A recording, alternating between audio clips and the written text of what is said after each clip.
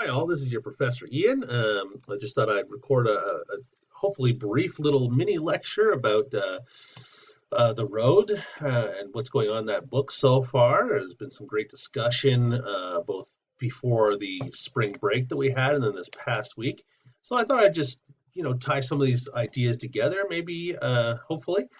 I'm trying a new lecture format where you can see me at the same time as you can see my screen. So hopefully this goes smoothly. So let's just go open up the text, The Road. I've given you a PDF of this. Not, it's a little bit dodgy. I probably shouldn't give you this PDF, but these are weird times, so I want everybody to be able to read the book and not have to worry about having it delivered or whatever. So anyways, so here's a PDF version of it. So I just want to talk a little bit about the beginning of the book and then into the second part, which we looked at last week. Next week you're pushing into the third part of the book, which also has some interesting elements to think about. I just want to start by reviewing kind of what we looked at in the first part of the book. The book is really interesting. I know a while ago I asked my wife to read this book to give me her impression of it because she's not a huge reader. She likes to read sometimes, but not a lot. Not like me. I read every day. I read a lot of stuff. I've read almost everything by Cormac McCarthy. I'm a big fan, so I'm a bit biased when it comes to looking at his prose because I'm used to reading it. I wanted fresh eyes, so I asked my wife to read it, and she told me she got about a page in and she just had to put it down because she didn't like it. Anyways, and I can see why because at the beginning of the book he just throws you in the middle of the action, right? This is what we call in media res, in the middle of the action. There's no setup of what's happening here, right? Hold on a second. Let me lock the door for a second. Yeah, my older child is knocking at the door, so hopefully it doesn't interrupt this. But we're just thrown into the middle of this story. Not even the story. We're thrown in the middle of this really weird image of this beast in a cave.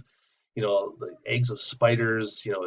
And if you like take these images apart, right? It's a very like a tomb-like image, right? There's all this stuff about dead whiteness, sightless as a spider of eggs, pale alabaster, which is like pure white alabaster bones, right? There's all this death imagery right away in this beginning of the book, which sets a bit of a tone, or at least gives you an idea of what's going on in the man's mind, right? Because the man is just kind of the narrator for this story. It's like we're taken inside his mind at the same time as we're not really. He's the only character though that we really get an insight into. So he is kind of we're being told this story kind of from his perspective in a way, right? So you can really unpack this image and get a lot out of it, right? This idea of the pilgrims in a fable, right? The idea of religion and the meaning of things really comes through in this story. So, there's a lot going in this first image, right? But we're just thrown into it. It's a bit disorienting. The language being used is challenging, right? What's a tarpaulin? So I've had students ask me that before. It's just the long form of the word tarp, right? Those kind of plastic coverings we have for things. The word tarp actually comes from tarpaulin, right? But nobody ever uses that. So why is he, right? And I'll talk about that in a minute. But, at the beginning of the book, we're just thrown into this action. And then immediately after this weird image with no explanation is some kind of dream image. We're taken into this action with the boy and the man traveling, right? And we don't know where we are. We don't know who they are. We don't know what's happened, right? And let me take care of that.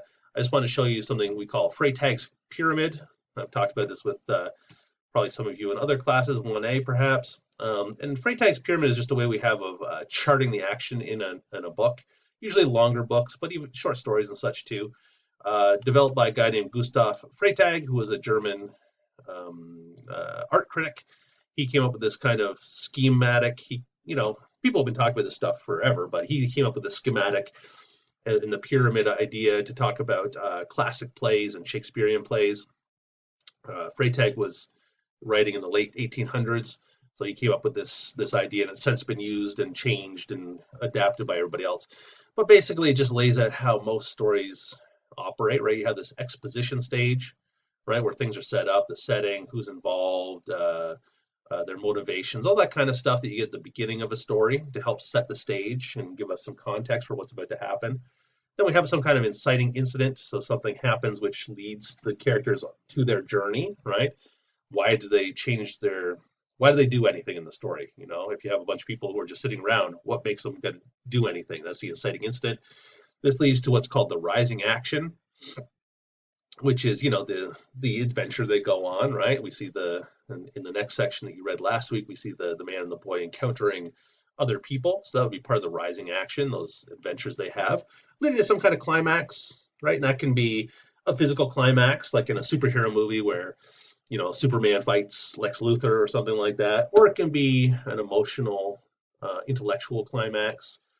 The hero faces their demons and overcomes their emotional problems or whatever, right? It depends on the story. More literary works tend to be more interior kind of climax, whereas things like superhero films and movies in general tend to be more exterior kind of climaxes, right? This exterior battle between people as the climax of the movie, right? Think about like Die Hard or other action movies like that.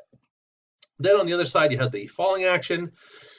So, you know, what happens after the climax is, you know, movies and books don't just end at that moment of highest emotional testing of the characters, right? There's resolution afterwards and then the denouement or the ending, right? Things are wrapped up. Okay, so that's the usual structure for most narratives, right? That's what we're used to.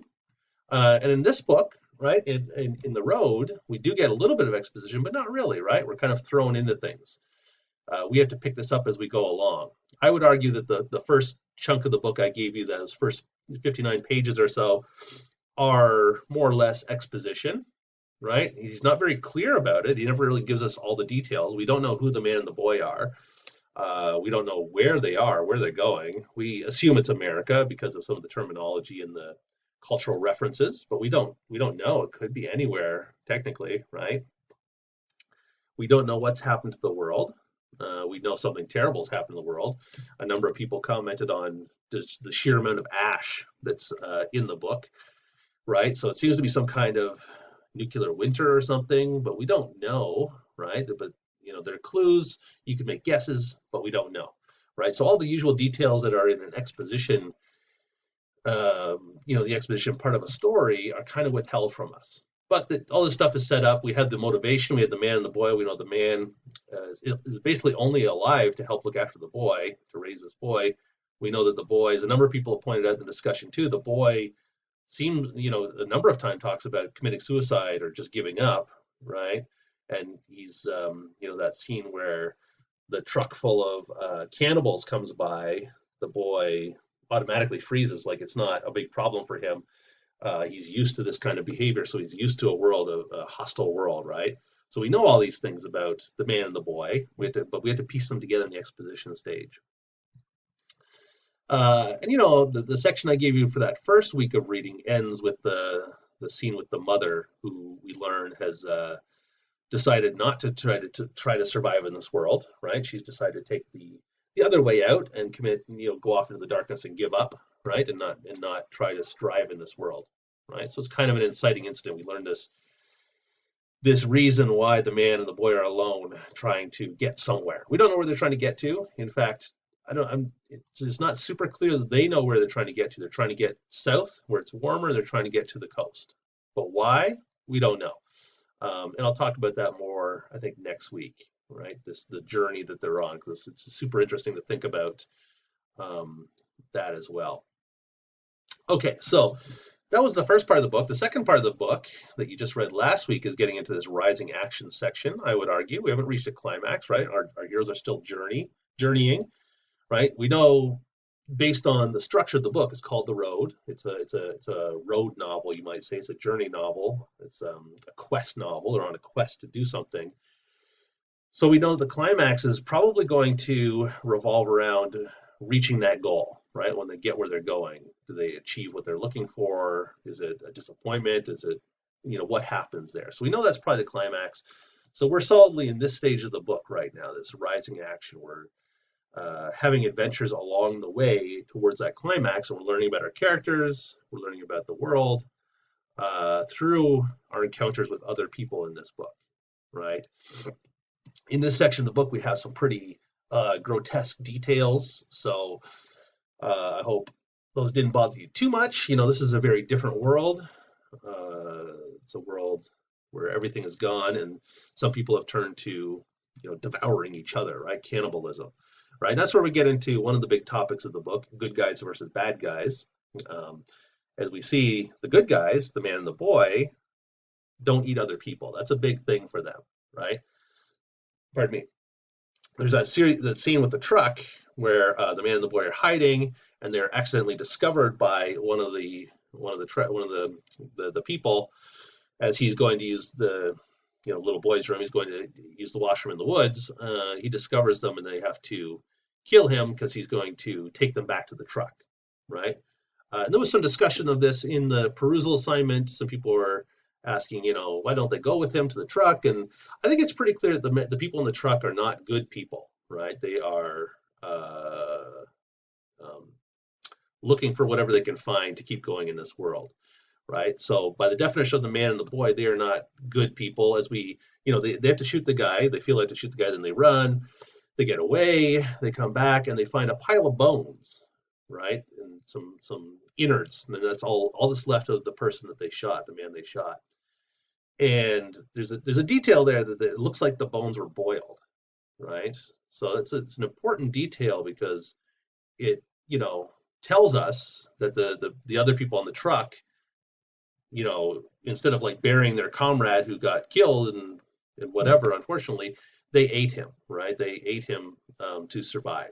Now, we could argue about whether that's necessary in this world, right? And that's one of the big moral questions of the book.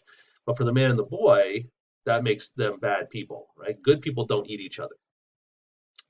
And again, that gets to the heart of the moral question of the book, right? In a world where, there's no authority, there's nobody watching you, there's no penalties for eating someone. No one's gonna put you in jail. No one's gonna shame you. In fact, the people in the truck might shame you for not eating people. I don't know, right? So there's no recriminations. There's no consequences for any kind of action like that. So in a world like that, where there is no authority keeping you from doing things, how do you make moral decisions, right? And that's one of the central questions of the book. And of course, remember, we're reading this book and it's about this fictional world, but Cormac McCarthy is asking this question about our world, right? In our world, if we take away government and we don't respect government, we don't respect religion or anything like that, how do we make decisions? What helps us make decisions, moral decisions in this world? So that's one of the big things, and that ties in with the idea of the fire too. People were talking about that. There are a number of great passages for that, and I'll give you a tip. If you're reading through the PDF and you want to find stuff, you can do Control F, right? Control F is a find function, and so you can type in terms that you want to find in a PDF. So if you want to find fire, right? If you're working on that prompt, you can find every instance where the text uses the word fire, right?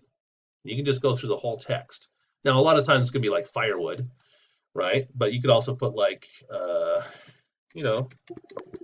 carrying the fire, right? This is a phrase that's used repeatedly in the novel. It's very important to think about this idea of carrying the fire. And I always like to think about the construction of this phrase too. It's not we carry the fire, it's we are carrying the fire. It's an ongoing activity. It's an interesting construction that he uses, and he always uses the same construction for this phrase, carrying, not carry. So yeah, I don't know. Maybe I'm making too much of that, but I think it's really interesting throughout the novel, carrying the fire.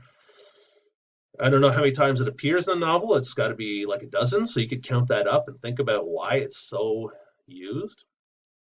And the other thing I want to talk about, someone brought up a great passage on page 196 about language. Let me just see, use my Control F. I must have typed it in wrong. Do you think? Anyways, 196. Do you think your fathers are watching, that they weigh you in their ledger book against what? There is no book, and your fathers are dead in the ground. This is about the language used in the book, right? The language is very curious. It's a mixture of like archaic words you have to look up and then very blunt and plain description of action. It's almost like the world before has been stripped away and the man is reinventing it as he goes, right? He's inventing meaning through these words. Okay, so that's a bit about it for